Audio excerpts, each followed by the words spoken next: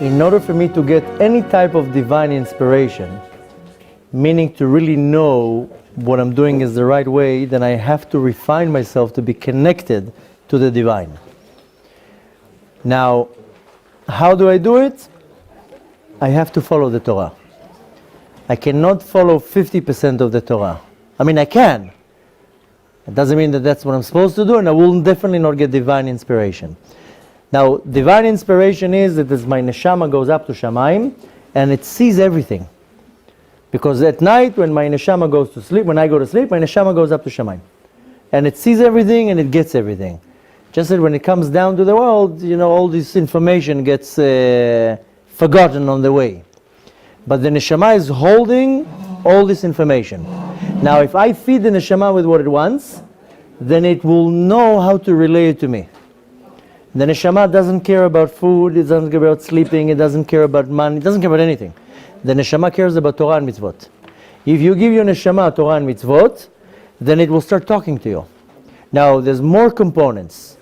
The more you refine yourself, then your neshama can start expressing itself. Imagine now a class, and there's 40 kids in the class. And there's one kid that is shy, sitting in the corner. Everybody screams and makes a noise, and this shy kid sits in the corner. He will never express himself. Nobody even knows about him. Why? Because the loud ones are making noise. So in my life, there are very loud noises that doesn't allow the neshama to speak. And if I allow my neshama to speak to me, then it starts guiding me. So first of all, I have to feed the neshama. It needs power. So I have to feed it with Torah and mitzvot. There's no negotiation here. A lot of people say, okay, I'll just do this and this and this. Fine. You want to do just this and this and this? It's almost like saying, I'm only going to eat on Sunday, Tuesday, and Thursday. Is that normal? No. You'll be hungry on Monday and on Wednesday. So you can't say, I'm only going to do 50% of the mitzvot. I mean, you can do it. You're not going to get any benefit out of this. I mean, you will, but you're lacking a lot. In order for my neshama to start talking to me, I had to first give it what it needs. More than that, I have to refine myself. I have to refine myself by working on my thoughts, on my midot, on my attributes. I have to do a lot of inner work. I have to add all these acts around me. Doesn't matter if it's right now charity or mikveh, all these things that you purify me. Then I have to do different acts that I will title them as Jewish meditation. You have to do it bodedut. You don't have to be a Breslever to do it bodedut. This is not a Breslev concept, it bodedut. Yaakov Avinu used to do it bodedut. Was that meditation? Yeah, but it bodedut is not meditation. It bodedut, it comes from the word bidud hanefesh. Bidud is to isolate, and I isolate my nefesh. No, you just said Breslev. I said not Breslev. Yaakov Avinu used to do it bodedut. It's not a Breslev thing. Just it happens to be that Rabbi Nachman said, no, this is a very important thing. And for whatever reason, it's tagged to the Breslevers. But many people do it bodedut, and it's not a Breslever concept. It bodedut means that I'm isolating my soul. Now, all day long, I have a lot of distraction. I have a boss. I have a wife, I have kids, I have a landlord, I have a bank, I have credit cards, I have a lot of distractions. So who am I listening to? I'm listening to my WhatsApp, I'm listening to my emails, I'm listening to my text messages, I'm listening to everybody around me, I don't listen to my soul. So I need to take 5 minutes out of my day, if not half an hour, and I shut everything down. So there's no emails, and there's no text messages, and there's no WhatsApps, and there's no nothing. It's just me. Now if you can do it in your room, you do it in your room. If you need to do it on the beach, do it on the beach. You need to do it in the forest, do it in the forest. Doesn't matter where you do it. You need to shutting down the system. You cannot do it, but you do it with your phone in your hand. Now again, it's not a Breslever thing. Right? You don't have to be a Breslev. Not that I have anything against Breslev. I love Breslev. I love Rabbi Nachman. It's not tagged. It's tagged to Breslev. But it bodedut, it's everybody needs to do it. You need to find 5 minutes or 10 minutes or half an hour in the day that you shut your system down. If you know how to do it well, you can do it in your car when you drive to work. You can do it on the subway. You just isolate your nefesh. Your nefesh is your neshama. Suddenly this shy boy starts talking. Now if you do it the right way, and it is not a simple thing, you need to know how to do it, your nefesh starts talking to you. Suddenly your nefesh will start telling you, don't do this, it's a waste of time, do that. Now this is one type of Jewish meditation. There's another type of Jewish meditation that is called hashkata. This is taught by the Rebbe from Piasetzna. And he explains that in our mind, there's a jungle of thoughts. That if I will now be able to explore or expose your thoughts, everybody will be convinced that you're a lunatic. And the reality is that we are a lunatic. If I will analyze my thoughts, the only thing that separates from me and a lunatic is that he does what he thinks and I don't. But the reality is that all day long I have thoughts in my mind, what I would want to say to him, what I would want to do to him, what I would do if this would happen. Really, if you stop to think of your thoughts, you would think you are crazy. And again, the only things that differentiate me and a lunatic is that I just don't do it. How many times you want to curse somebody in the street or you want to say something, just hold yourself. Now you convince yourself that you didn't say anything because it's not appropriate. No, you're just a wuss, so you didn't say that. But the reality is that we have a jungle in our mind. Now this jungle is not even my thoughts. The Rabbi from Piasetzna says he has a whole process of a whole meditation process that you're quietening your thoughts. It's called hashkata. And what happens is that you start quietening all these thoughts that are not your thoughts. These are called machshava zara, a foreign thought. Now what's the result? Then suddenly you clean up all the junk in your mind. So the real thoughts are yours, are your neshama. Then you start hearing your real thoughts. And your real thought is going to tell you, don't shit in that business deal. It's not going to end up so good. You're not going to make money at the end. Don't lie to that person. Don't be mean to this person. You should put more effort here. Go and spend some time with your kid. Say a nice word to your wife. She looks so nice today. She worked so hard today. Say something nice to her. Now these thoughts, they get diluted in our mind. That you have these thoughts. They just get diluted with all the other negative thoughts. So the negative thoughts, which are 90% of the thoughts, you just think for 1 second, you know what, let me say something nice to my wife. And whoop, a thought comes. I have to be at the basketball game tonight because maybe my team is going to win. So this machshava zara, it takes away your thought right away.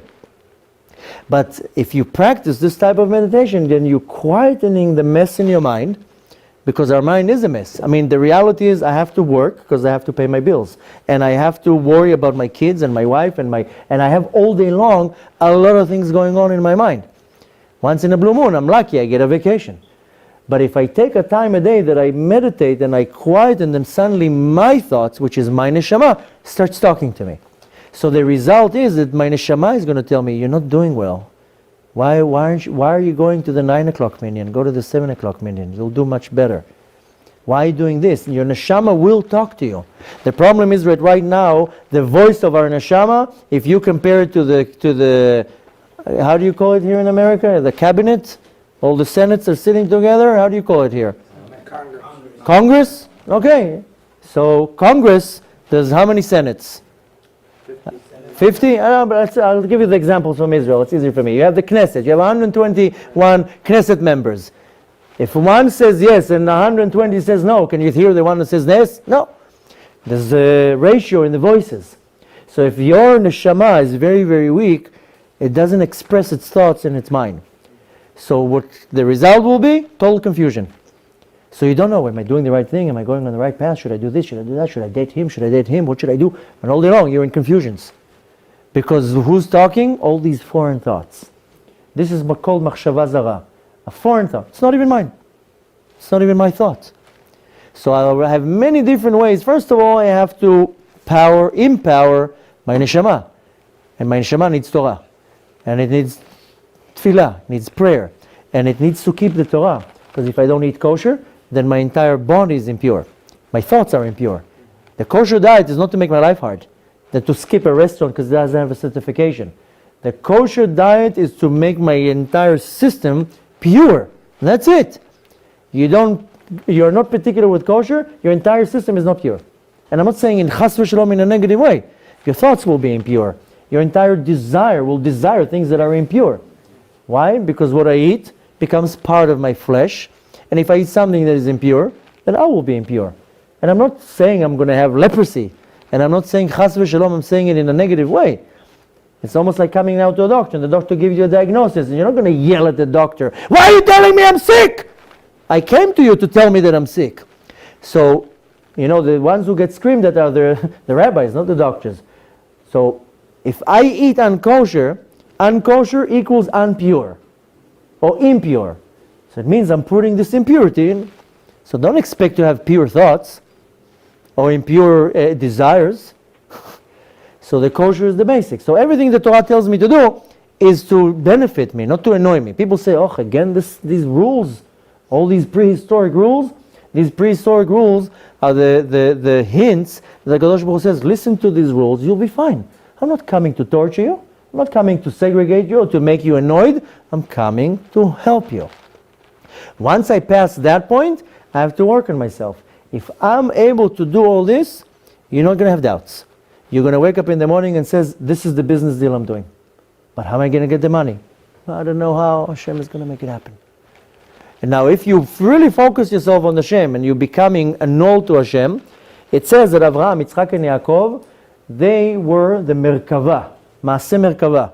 What's a Merkava? Merkava is a chariot. Now, it's not exactly the right way to say a chariot. Rather, there's a horse and then there's a jockey. The horse does what the jockey says. The horse doesn't go wherever he wants. The jockey controls the horse. In our days, you have these big trucks, and in the truck is sitting like this little man. So this little man is controlling this massive truck. And wherever the jockey or the driver says, that's where the chariot goes. This is Maaseh Merkava. That Avraham, Yitzchak, and Yaakov were so annulled to the Kadosh Baruch Hu that they would just, whatever the Kadosh Baruch Hu says, they would do, like a robot. Now we will never reach to that level, but at least I want to try to reach to a level that I'm at some level a little bit humble, and Hashem already operates through me. Now if I have an ego in the size of a semi-trailer, then I will always be confused, because my ego drives me to do what I think is the right thing. Instead of me saying I'm nothing, I'm a nobody. My opinion doesn't even count. And if I humble myself, and it doesn't mean that I have to make myself a shmate. That's not humbling myself. Moshe Rabbeinu was the most humble person in the world, and he was still a powerful king. So to humble myself is not to make myself like a, how do you say here in America, the guy who, a shmate. The guy who everybody tells him what to do, bossing him around. Humbling myself is accepting that there's something that is way higher than me, a much higher authority. Now when I humble myself, I can humble myself in front of God, which this is what I'm supposed to do. But if I humble myself in front of people, that's where the secret lies. And most people, their ego doesn't allow them to humble themselves in front of another person. Because I'm much smarter, I'm much better, I'm more better than you. When I humble myself and I see every human being not as equal to me, better than me, then I allow myself to be humble in front of the Kadosh Baruch Hu.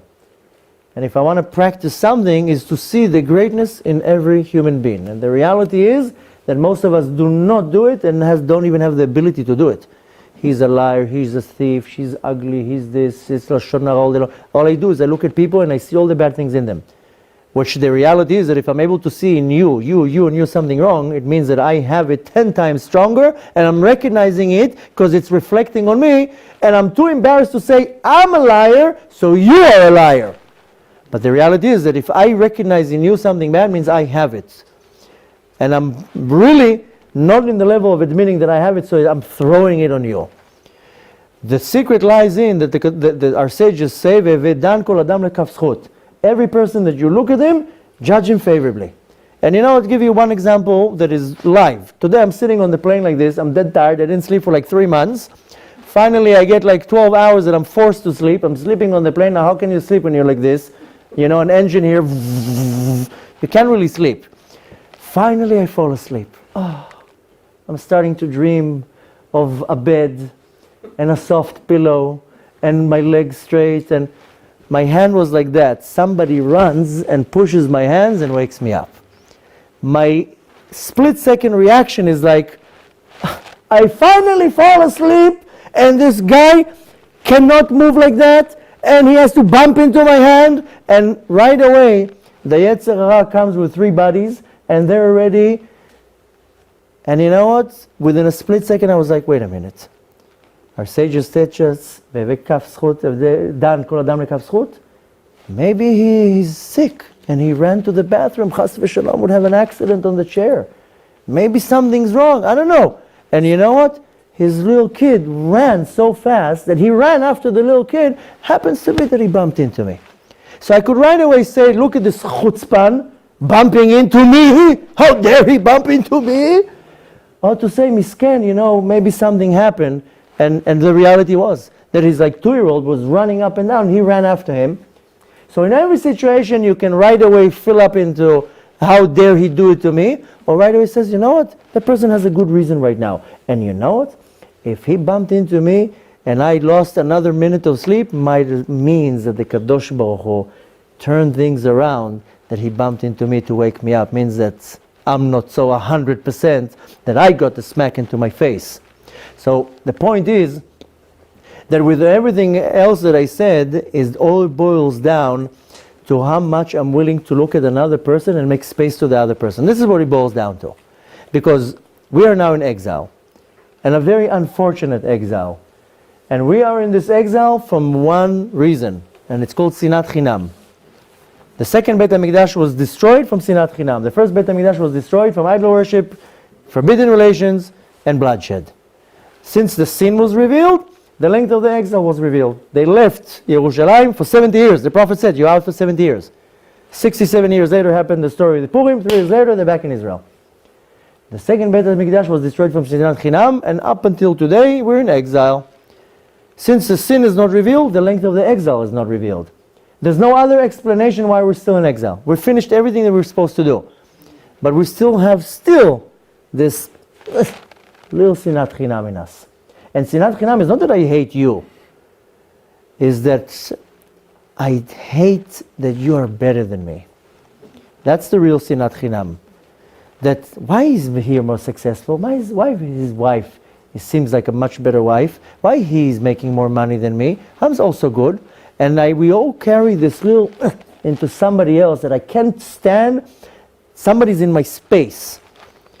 And the whole point to go out of my galut, so to say, comes a story in Purim, and it teaches me a very powerful lesson.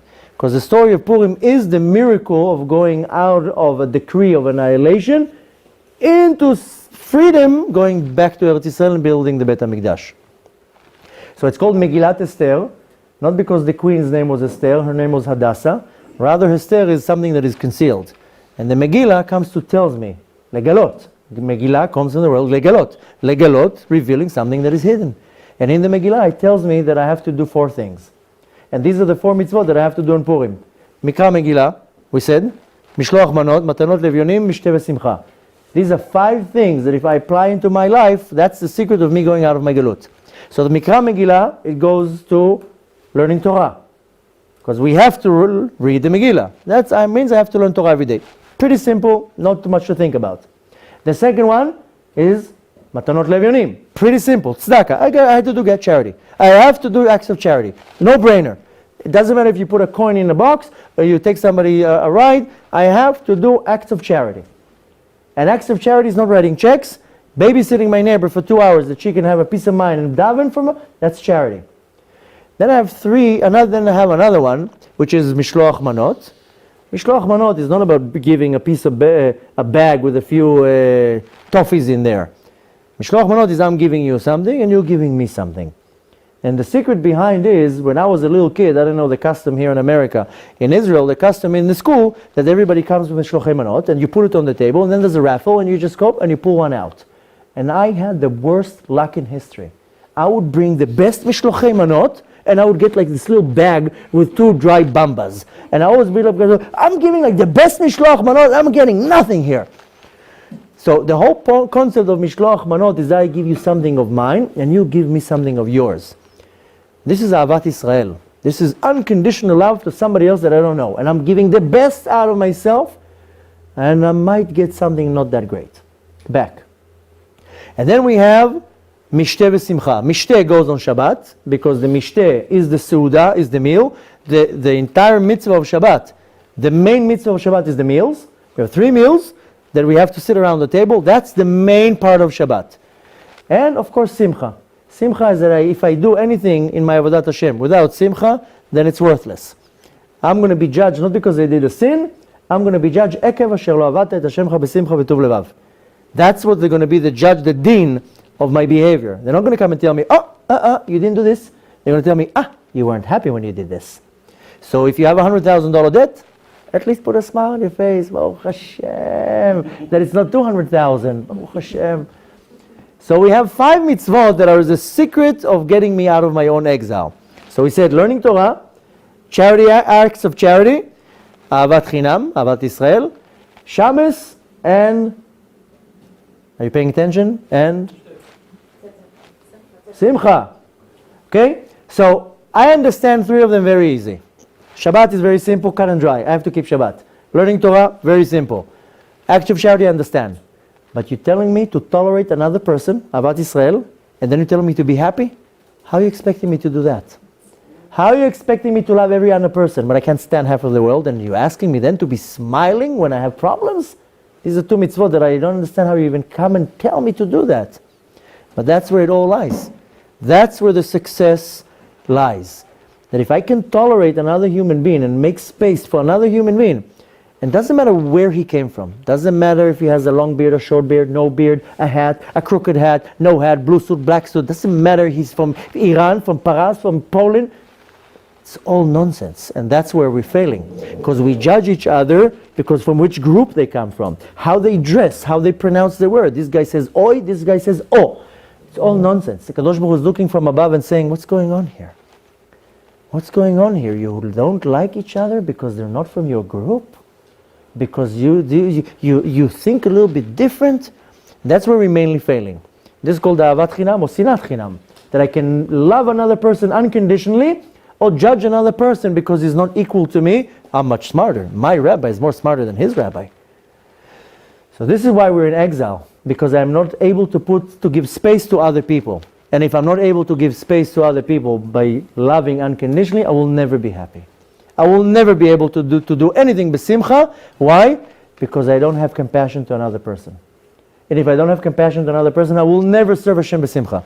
I might pretend, but I can't fool the Kadosh Baruch Hu. Kadosh Baruch Hu knows what's inside me. And the real Avodat Hashem is simcha. So these are the 2 foundations of getting me out of my exile. Is Ahavat Israel, or uprooting the Sinat Chinam, and Ivdu Hashem b'simcha. And that will allow me to empower my neshama, that my neshama will talk to me and tell me, you're not on the right path. Don't do that. Don't put your time into that. Put your time into that. Don't pretend you're so religious now and sit in the kollel for 3 hours. Go and help your wife. So I cannot listen to my neshama if my neshama is a very single voice. If it's a very single and small voice in my mind, I will never hear my neshama. It will say something, right away it will be crushed by 50 other thoughts that says, no, we don't want you to do that. Go and work another 5 hours. And the neshama will tell you, you're wasting your time. Work 3 hours, you'll do the same job. Go home, learn Torah, help your wife, go and volunteer somewhere. Take your time and utilize it for the right thing. You don't need to work another 3 hours, you're not going to make $1 more. But you need to empower the neshama with more votes so we'll be able to hear it. Now all this is easier said than done. But the reality is that I want to get to this point, because if not, I'm driven by machshavot zarot. I'm controlled. I'm like the Israeli government. I have no opinion of myself. The world is running me. That's the kind of the equivalent thing. I have no say. I want to build a veranda in Yerushalayim. Oh no, pitom 50 countries. You can't build a veranda. So they have no opinion, no backbone. So I have to build a very strong structure in me. And wherever I'm giving discounts, then I'm doing flat tires, so to say. I'm maybe using the wrong terminology. But if I'm giving too many discounts to myself, it's where I'm puncturing holes into my system and my entire structure is not strong. So it's a catch-22. In one way I'm hitting myself from here, but I'm not getting what I want from here. And the way to do it is if I focus myself and I purify myself and I elevate myself to a level, my neshama is dominating. The neshama will tell you exactly, this is not the path for you to go. So, just now, we talked about our ladies' center. We found this humongous building. I told my wife, that's the building. She was like, where are we going to get the money? I says, this is my problem. It's not my problem. Hashem wants me to get the building. He'll solve the problem. I'm not the how do you say, the gizbar, the treasurer?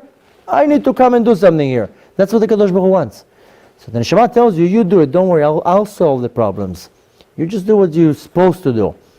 And it can only work when you empower your neshama. If you empower your neshama and you feed your neshama will lead you and tell you this is not so good, this is good. That's why a lot of people have problems with shidduchim. Because they come to a date, he's cute, he's not cute, he's this, he's that, he said that. And why? It's too much confusion. And then the confusion causes the person not to see the reality. Then unfortunately people mess up their shidduch. They can chas v'shalom pass on the real zivug because there's too much nonsense. Why? Because there's no focusing on the emet and what the Kadosh Baruch Hu really, really wants. Here's the neshama will sit. The neshama will sit. That's why when I prepare a young couple, even an older couple, go to a shidduch, don't sit in front of the mirror, put 2 hours of makeup. Learn to read Tehillim for 2 hours. Why? Because you're going to come to the put 5 minutes of makeup. You don't need to put makeup, but the preparation for the date has to be spiritual, not physical. Put on a nice dress, a little bit of makeup, make yourself look normal. That's it. But the spiritual preparation is much better because you'll be able to right away cut and dry say it's the one or it's not the one. And you cut to the chase. There's no, he's cute, but he's not, but he's his, but he's not. Why? You're able to cut straight right away. See the difference. So it can only come from the neshama. It cannot come from any other thing. People really, really neglect the neshama. And if you empower your neshama, you operate on a completely different level. Even health-wise, even in any way. The neshama doesn't need much. Just give it a lot of Torah, give it attention, give it the mitzvot that it needs to do. The neshama is operating on a different altitude. And then you're operating in a different altitude, so you lose all this insecurity. You know what you're doing. Okay, I'm doing the right thing. Kadosh Baruch Hu is already going to lead me. Hashem roi lo yachsar. If I make my Hashem my shepherd, I'm not going to lack anything. He's going to take me exactly where I need to go to, the good and the bad. And there's going to be a lot of bad. That's part of the fun. I mean, it has to be some action. Can't be nice, just good. So the point, again, you said we should do a whole shiur about it. I think we did categorize it as a shiur. The point is to give votes to your neshama. You give votes to your neshama pitom has the upper hand. And it starts controlling the show. Then you actually have confidence that I'm doing the right thing. Now, of course, the Yetzer Hara is always going to come in from the back, give you stabs in the back and tell you, no, you're doing a mistake. But if you are very well aware, you know how to recognize when it's the Yetzer Hara coming and poking you in the back, like this real estate agent that comes to break the deal. Then you know to recognize him and you throw him a little bone and then you move on. And sometimes you know how to recognize, no, that's my neshama. The problem is that we have a very big confusion in our head that I cannot differentiate between the real thought and the fake thought. And it all boils down to everything that I just told you now. And the more you purify yourself in many different ways, in my diets, in what I see, people say, no, this movie, it's a tznius movie. Doesn't matter, movie's a movie. It's tznius or not. You know we just had not too long ago the Hilulah of the Baba Sali. The entire Buchatzera family, their entire shita was not to fail with their eyes. That's why there are generations of tzaddikim. You know, the Baba Sali, when he was a little kid, they used to take him out of the house. He had a cover on his head. He never saw anything around. He never saw the world. So what we allow our eyes to see, even though we deceive ourselves by saying, oh no, it's tznius, there's nothing wrong with being on Facebook for 3 hours. No, not modest pictures there. Even women's not supposed to look at not modest things. The point is that when we damage our eyes, then that affects our entire purity. What we hear, even our music. Oh no, it's a regular song. Yeah, regular song, but it's not coming from a pace of kedusha. Then everything we hear, everything we see, everything we smell, we have 7 gates to our body. 2 eyes, 2 ears, 2 nostrils, and a mouth. The deadly one. Kadosh Baruch Hu decided that there's going to be 2 gates of each, and he says the mouth, if chas v'shalom I give them 2, better to give them just 1. But we have 7 gates in our body. If I guard my gates, I have no problems. If I guard my eyes, my ears, my nose, and my mouth, what goes in and what goes out, I'm not going to have any problems in my life. The problem is when I expose the neshama, like taking like an innocent child and putting him into the worst place in the world. He becomes shock. So what I see, what I hear, what I eat, what I smell, everything. If I guard it and I limit it, that's how I keep the purity in me. And a lot of people, they fool themselves and they say, no, I'm very good here, but here, this I can do, this I can do, this I can do. Anything that I put into my system, it will, at some point, if it's not pure, it will affect me. We made an experiment once in our high school. I used to teach in a few high schools of girls that they used to, religious girls, that they used to, Hashem Yerachem, leave the religion, go off the derech. And we made an experiment because I made a bet once with one of the girls and I said, when you listen to secular music, it also makes your mind impure, which will affect you. And they did not believe me. I said, let's make an experiment. And we took a group of girls, and for a whole month, they did not listen to secular music. They only listened to pure music.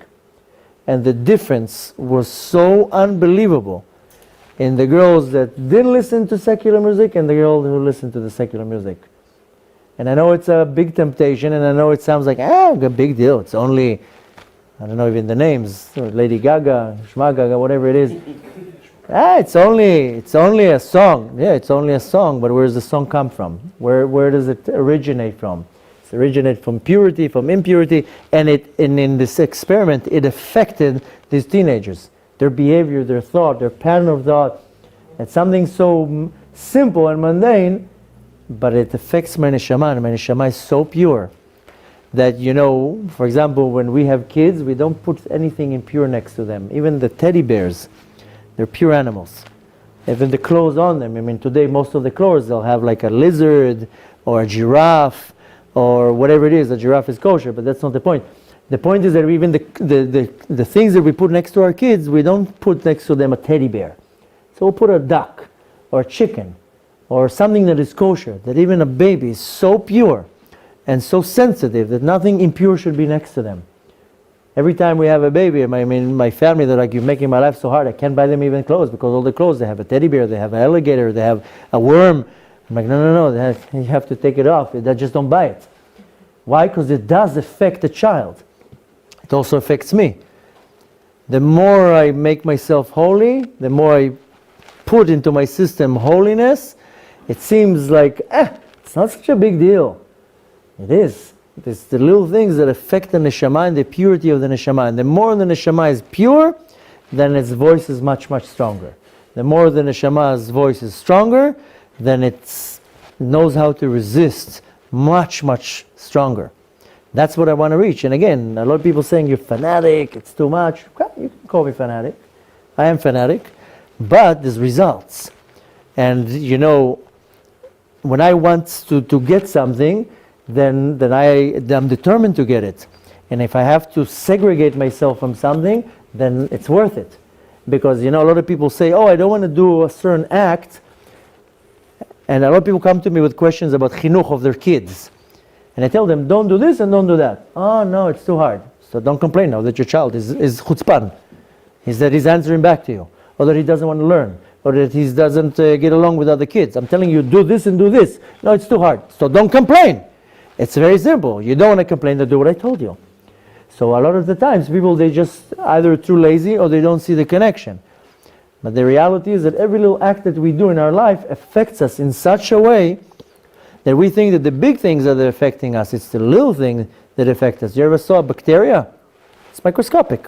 And a bacteria affects me. I now just got some flu or something for 2 weeks. I was sick, could barely talk, could barely teach. If I would see the bacteria, probably this big, a microscopic bacteria that totally gets me off my balance. So it's the little things that affects me the most. So the point to take from that is I need to empower my neshama, that my neshama has the upper hand. And that's in control. And then it doesn't mean I'm going to be perfect. It doesn't mean I'm going to be a tzaddik. I'm still going to sin. I'm still going to have all sorts of problems. But at least my neshama has the upper hand. Needless to say, to the question is yes, that's what's going to lead me. The Kadosh Baruch Hu is going to lead me. I humble myself in the front of the Kadosh Baruch Hu, and Kadosh Baruch Hu takes me wherever I want. That's the short version of the long answer.